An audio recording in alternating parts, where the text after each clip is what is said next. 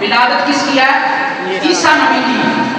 اور حضرت مریم کس مقام پر گئی؟ ایک درخت کے پاس، کھجور کے درخت کے پاس گئی. قرآن کہتا ہے، چلے میں ایک آیت کو ترک کر دیتا ہوں، چھوڑ دیتا ہوں، آگے چلتے ہیں.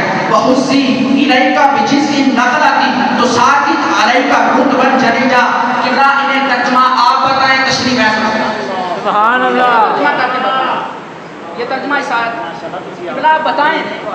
چلیں جب قرآن میرے ہاتھ میں ہے، قاری صاحب نے مجھے حکم فرمایا تو میں بندہ نچیز آپ کو قرآن کی آیت کا ترجمہ سناتا ہوں.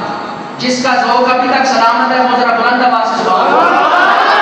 جسے قرآن سے جتنی محبت ہے اتنی بلند آواز سے سبحان اللہ. قرآن میں اللہ تعالیٰ نے فرمایا وَحُزِّي إِلَيْكَ بِجِذْعِ النَّخْلَةِ تُسَاقِطْ عَلَيْكَ رُطْبًا جَنِيًّا. کھجور کے تنے کو ہلاؤ. حضرت مریم کو کہا کھجور کے تنے کو ہلاؤ. جب حضرت مریم نے کھجور کے تنے کو ہلایا تو اس میں سے کھجوریں گری. حضرت اماں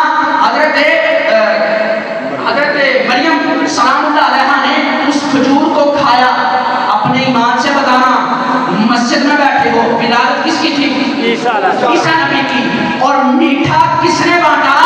اللہ نے. اور تم کہتے ہو میلاد مصطفیٰ پر میٹھا کھانا کہاں سے ثابت ہے؟ قرآن بول کر کہہ رہا ہے مصطفیٰ کی ولادت پر میٹھا کھانا. مصطفیٰ کی ولادت، نبیوں کی ولادت پر میٹھا بانٹنا خدا کی اپنی سنت ہے. سبحان اللہ. قبلہ حضرت مریم کے پیٹ میں بچہ ہے اور نبی کون سا ہے؟ عیسیٰ نبی. ولادت عیسیٰ نبی پر اپنے ایمان سے بتانا، عیسیٰ نبی کی ولادت